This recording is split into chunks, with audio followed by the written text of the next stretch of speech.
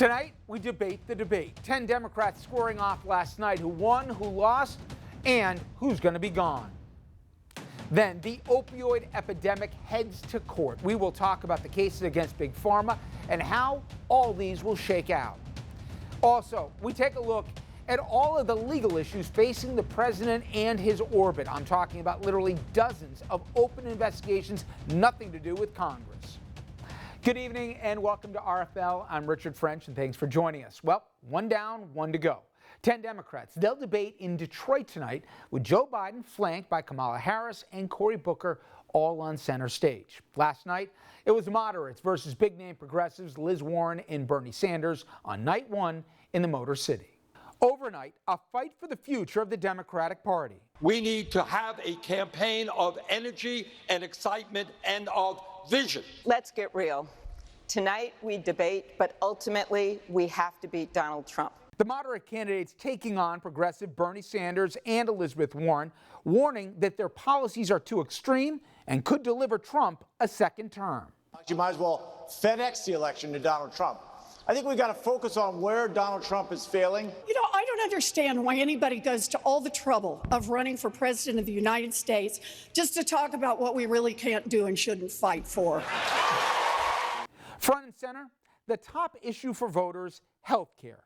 Former Congressman John Delaney, a centrist, challenging Bernie Sanders and Elizabeth Warren on their calls for Medicare for all. With bad policies like Medicare for all, free everything, and impossible promises that'll turn off independent voters and get Trump reelected.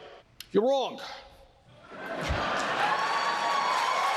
Health care is a human right, not a privilege. I believe that. I will fight for that. Why do we got to be the party of taking something away from people? No, we are the Democrats. We are not about trying to take away health care from anyone. That's what the Republicans are trying to do. And we should stop using Republican talking points in order to talk with each other about how to best provide that health care. Mayor Pete Buttigieg saying it's time to start worrying about what Republicans will say. If we embrace a far-left agenda, they're going to say we're a bunch of crazy socialists. If we embrace a conservative agenda, you know what they're going to do? They're going to say we're a bunch of crazy socialists. Sanders tried to lean into his record and fight off Ohio Congressman Tim Ryan.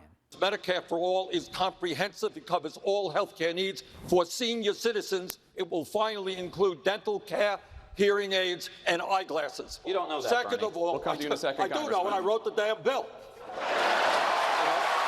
One thing they can all agree on is they need a nominee who can beat Donald Trump.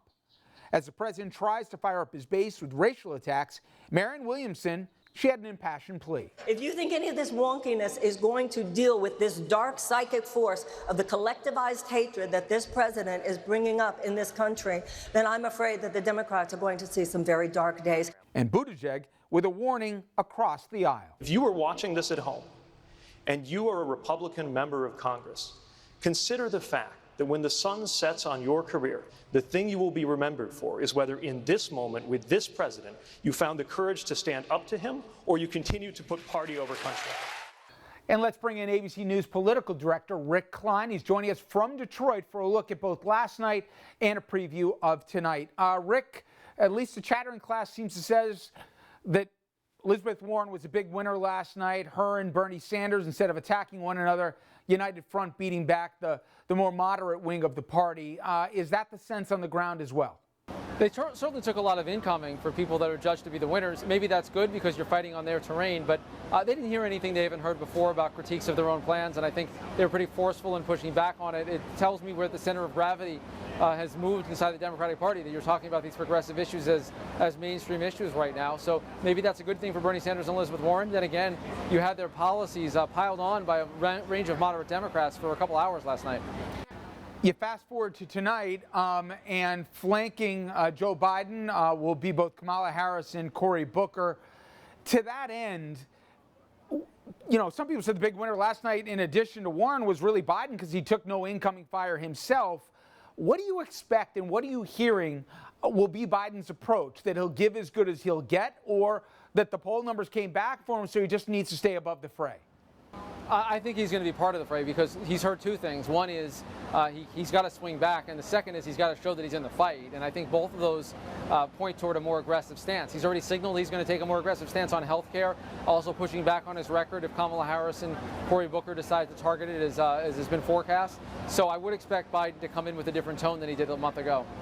Is there a sense, Rick, where the base, or really the party is when it comes to health care? I know all the polling suggests it's a net positive for Democrats going into 2020, but is the ACA a net positive? How many really want Medicare for all? I mean, you see Bruni's piece in the Times today talking about Fantasyland, echoing a lot of the concerns about how you would pay for all this. I know those arguments didn't get anywhere last night, but the math is still the math. Where will Biden go on this?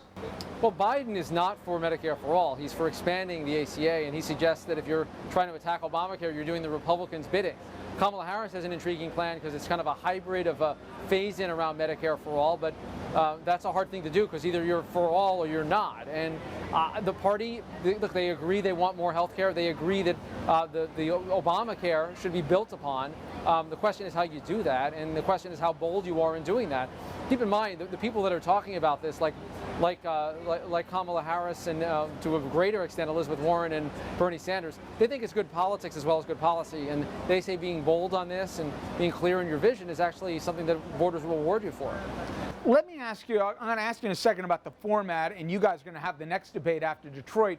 But how many of these 20 folks between yesterday and today do you sense are still going to be around? Does the field get winnowed in half by September? I mean, who's still left behind is your guess? I mean, they've got another month to make more qualifying polls. Right now, 7 or 8 are definitely in. I think another couple are probably pretty close. It's hard to see more than 12 or so making it, but you never know. It's up to them. I mean, they had moments. Marianne Williamson had a big spike online. John Delaney, people that you wouldn't have thought would be part of the conversation could be again. Look, if they're going to get their look, they've got to get it soon. They've got a month to get more pollers that qualify. As it is, about half of the folks that we saw last night and we'll see again tonight are not guaranteed of another spot, and I think that's coloring the aggressive tone. As I mentioned, ABC is going to have the next debate, which I know you'll be a part of the planning of it, Rick. For me, and I know I speak for a lot of people, they had a big problem with the format both last night and what it is tonight. There's not enough time to really get anywhere, 15-second rebuttals. I'm not coming up with a better solution to this, but are there just too many people on the stage in your view?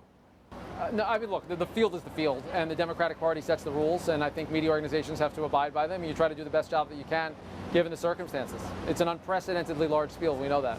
All right. Rick, I appreciate it. Good luck tonight. Thanks again. Thank you.